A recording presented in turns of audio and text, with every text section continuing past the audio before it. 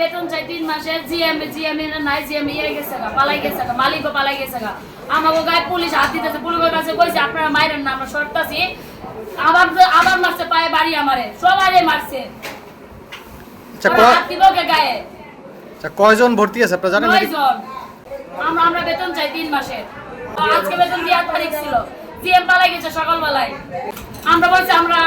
নিম না বেতন নিম না আমরা ইয়ে চাই সার্ভে চাই জিএম চাই আজকে আমরা যা রাস্তা আন্দোলন করতেছিলাম পুলিশের কাছে আমরা বলছি যে আমাদের বেতন চাই মানে ওনারা কথা বলার কোনো সুযোগই দেয় না আইসে ডাইরেক্ট অ্যাটাক করা শুরু করছে সেদিকে পাশে এদিকে পোলাপান মারছে একজনের মাইরা তো মাথা ফাটা দিছে আমার মাইরা রাস্তায় ফালাই দিছে কোনো রকম গেছি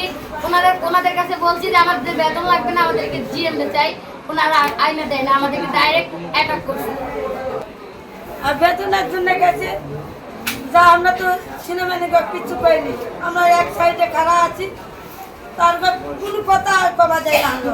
আমরা বলছি বাবা আমরা মাপ চাই আমরা গোলামের না আমরা বেতন চাই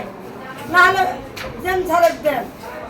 কিচ্ছুই মানে না আমরা বলছি বাবা আমরা গরিব মানুষ আমরা আস্তাত নামেছি আমরা 3 মাসের বেতন দেয়নি দেখে আমরা আস্তাত নামেছি আমার সমানে এখানে খুব বাদলছে পুলিশ আইছিল 9 গাড়ি একটা পুলিশও কথা বলে না আরে না ই করে ঘুষ খা পুলিশে ঘুষ খা আলিফ গুরু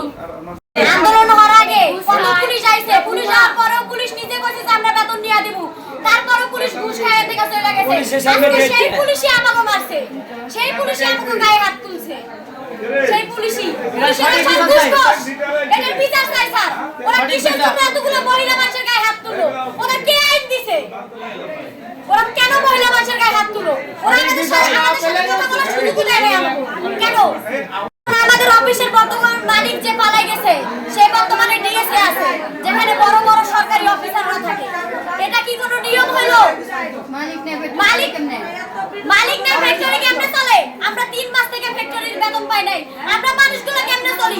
আজকে সে বেতন দেওয়ার কথা ছিল সে আজকে পলাই গেছে কেন বাড়িতে আমরা হামলা করতে পারতাম কিন্তু আমরা পারি নাই আমরা সেটা করি নাই আমরা জনগণের কাছে আমরা সহায়তা চাইছি আমরা পুলিশের কাছে সহায়তা চাইছি কিন্তু পুলিশে আমাদের দুঃখটা বুঝলো না পুলিশ কিসের দুঃখ বুঝবে কারণ পুলিশ ঘুষ খাইছে পুলিশ আমাদের যেভাবে মারছে কুকুররা সেভাবে মারে না পুলিশ থাকে জনগণের লেগে কিন্তু পুলিশ জনগণের দেখে নাই পুলিশ ঘুষখোর আমরা ফ্যাক্টরির ভিতরে সুষ্ঠুভাবে আন্দোলন করতেছিলাম যখন কোম্পানির সবাই পলাতক হিসাবে চলে গেছে তখন আমাদের দেয়ালে পিঠ থেকে গেছে যে কারণে আমাদের রাস্তায় নামতে হয়েছে পেটের দায়ে এখন আমাদের দাবি একটাই ছিল আমাদের ন্যায্য পাওনা যেটা সেটা আমরা কোম্পানির মালিকের কাছে চাই কিন্তু সেটা পাই না এখানে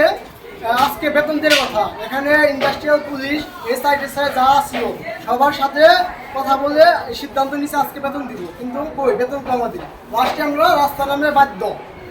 রাস্তা নামে তো উপায় নাই কারণ আমাদের পেটে ভাত নাই রাস্তায় নামে সুষ্ঠুভাবে আমরা আন্দোলন করতেছিলাম এখন কিছু পুলিশ এসে আমাদের কথাবার্তা কিছু নয় লাঠিচার্জ শুরু করে দিচ্ছে এখন একটা সাধারণ জনগণের উপরে লাঠিচার্জ করার অধিকার দিচ্ছে সরকার কি এই আইন করে দিচ্ছে যে সাধারণ মানুষের গায়ে লাঠিচার্জ করবে